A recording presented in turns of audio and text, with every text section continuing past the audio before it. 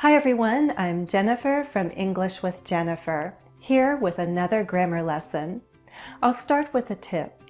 When you study grammar, don't be afraid to ask questions.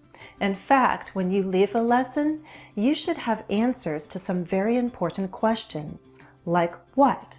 What did I just learn? Why? Why do I need this grammar? How? How do I form it? When? When do I use this grammar? Children often make wonderful learners because they're curious. Let's not lose our curiosity. Ask questions till you get the answers you need. Right now, I'm going to try my best to satisfy your curiosity about subject-verb inversion in English.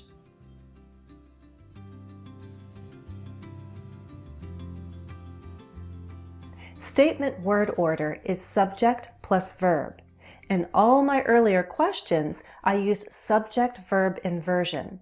I flipped the two around, verb plus subject. What did I just learn? Why do I need this grammar? How do I form it? When do I use it? We also use subject-verb inversion in tag questions and negative questions. You understand, don't you? This isn't difficult, is it? Wouldn't you like to learn something new? So subject-verb inversion is a way we make questions different from statements. One exception would be embedded questions. Embedded questions aren't real questions. They're a type of noun clause inside a larger statement or inside a question. I've told you what inversion is. What inversion is an embedded question. This noun clause is the object of the verb. Would you like to know where else inversion is used? I am asking a real question, but inside this question is an embedded question. The noun clause, again, is acting as the object of a verb. You can watch my lessons on embedded questions if you need to review. Just remember they aren't real questions, so they use statement word order, subject plus verb.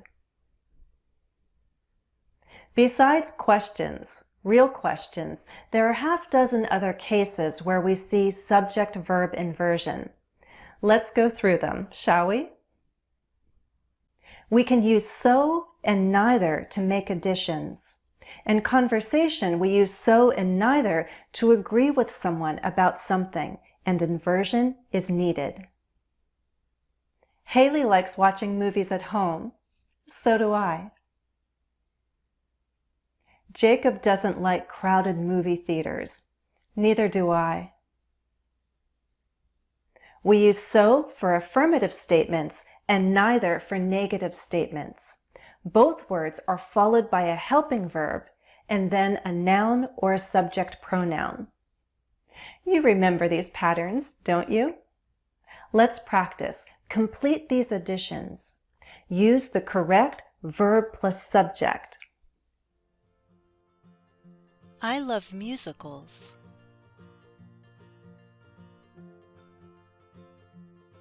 So do I. I'm not crazy about horror films with a lot of violence.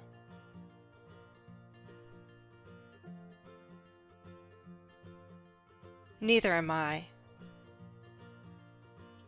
I've never walked out of a theater in the middle of a movie.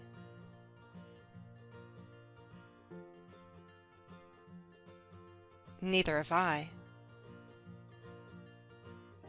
For a long time, I didn't know that Hugh Jackman could sing.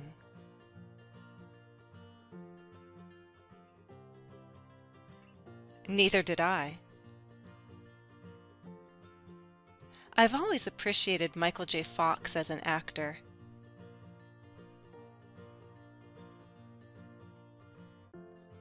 So have I. Okay, try two more. Tom Hanks hasn't played many villains, and neither...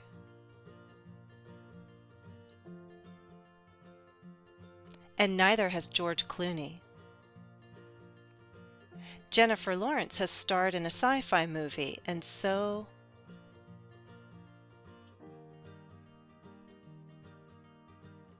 has Anne Hathaway. Nor is one of the coordinating conjunctions in English. It's one of the fanboys.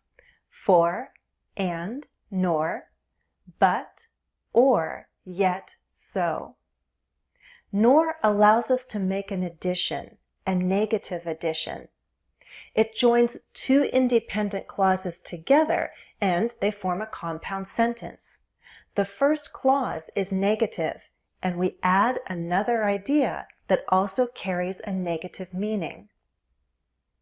I do not like movies with a lot of violence, nor do I care for strong vulgarity, meaning a lot of swearing. I do not like, that's negative, nor do I care, meaning I don't care for that kind of language. The movie did not offer a happy ending, nor did it aim to inspire any hope, but it provoked thought. In this sentence, I actually have two coordinating conjunctions, nor and but. But creates a contrast. Nor allows an addition, a negative addition. I have three independent clauses. The clause with nor has subject-verb inversion. When we use subject-verb inversion, note the use of helping verbs. These are the same verbs we use to form questions. Also note that I don't use any contractions. I use full forms. That's because nor is rather formal. You won't use it much in everyday English. Can you complete this sentence? You can put your idea in the comments.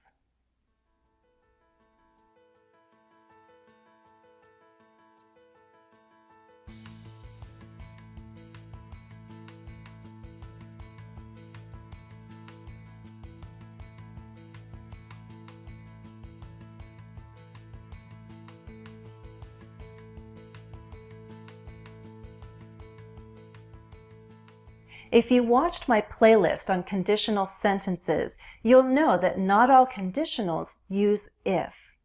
In formal English, we can create conditionals with the help of subject-verb inversion.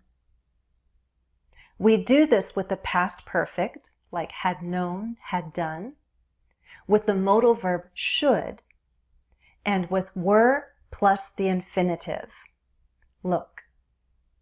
Had I known that Hugh Jackman could sing and dance, I would have been even more impressed. Should you need to review, you could refer to the other grammar lessons I recommend in the video description.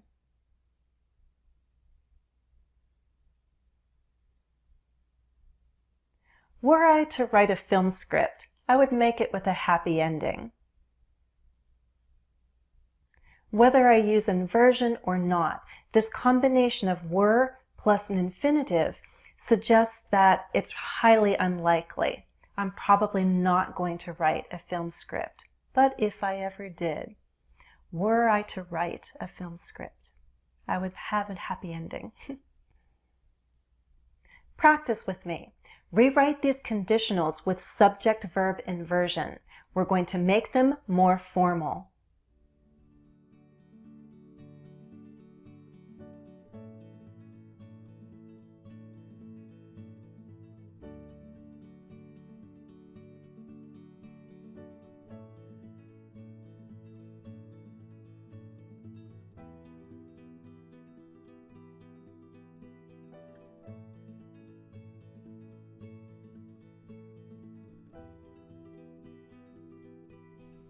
Answers.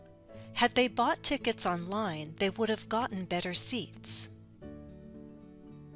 Should you ever have to leave a movie before it is over, be quiet as you exit the theater.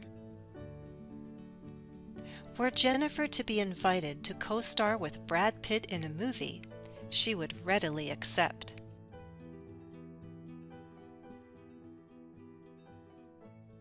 Here, there, and prepositional phrases help us create adverbials that answer the questions where and when. In literature, like fairy tales, subject-verb inversion is sometimes used. It doesn't sound like everyday English. To my ears, it sounds poetic and at times musical. Listen. There on the other side of the rainbow was a shining pot of gold. Deep in the dark forest lived an evil witch. So why is inversion happening? It's a tool we can use in descriptive writing. These place adverbials are at the front of the sentence. When we have adverbials of time and place in this initial position, we can use inversion. And of course I can say an evil witch lived deep in the dark forest, but it doesn't sound as exciting, does it? I get the feeling that this structure builds up anticipation. We want to know what is on the other side of the rainbow, who lived in the forest, and we're waiting to get that key piece of information. But we don't have to turn to children's books for examples of inversion. Everyday statements with here and there use inversion. Here comes the train, stand up. Here's the money I owe you. Ah, there goes my bus.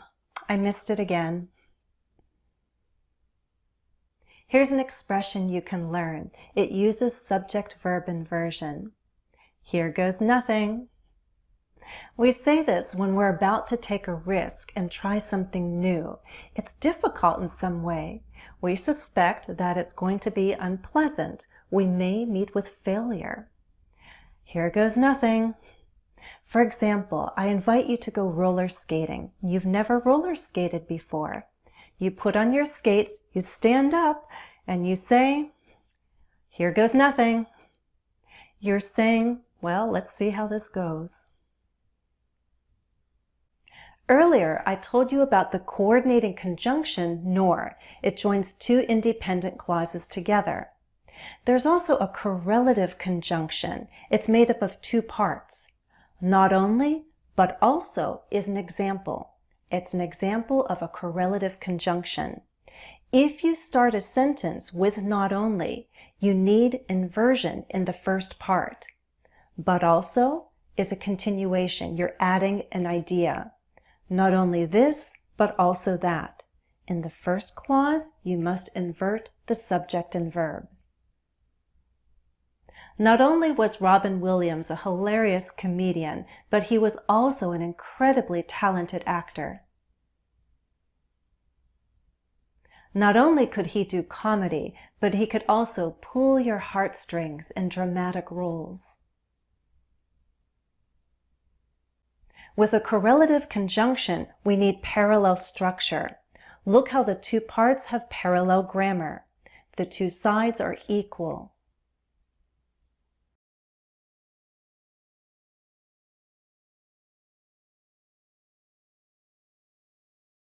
How would you finish these sentences? You can put your ideas in the comments, and remember that first part has inversion.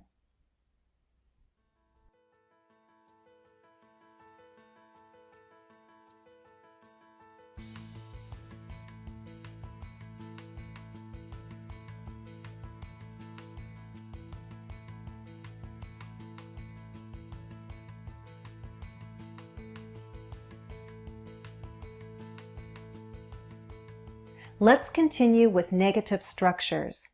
Many negative adverbs can start a sentence. We use this initial position for emphasis, and this position forces us to use subject-verb inversion. I have a full lesson on negative adverbs and inversion. I'll put the link in the video description. Right now, let's review several examples. As I give each example, spot the inversion. Seldom do comedies win awards for Best Picture of the Year.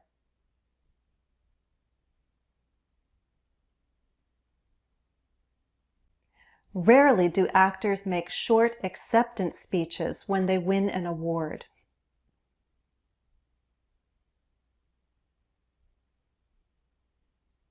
Hardly had the movie begun when someone in our row exited to use the restroom.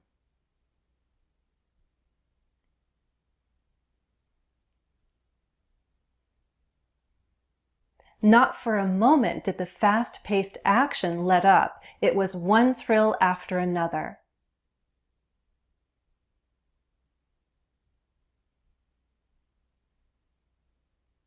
Never have I cried so much while watching a movie.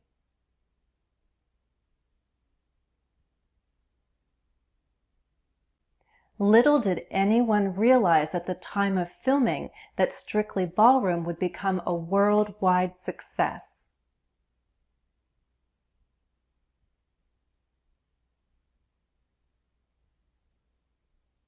Can you use subject-verb inversion in these sentences?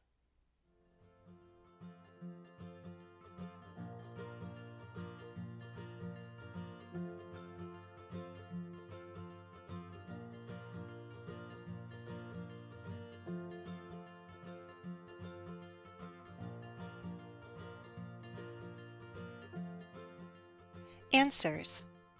Rarely do movie productions stay within budget. Not even for a second did they question the director's decision.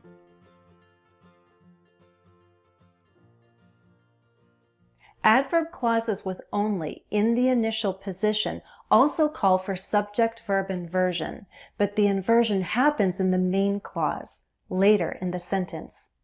Can you spot the inversion in these examples? Only if I'm really scared by a movie will I sleep with the light on.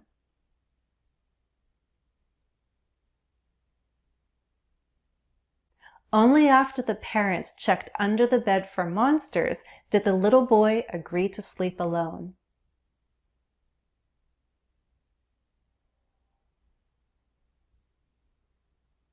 Can you finish this sentence? It can be movie-related or not. Put your sentence in the comments.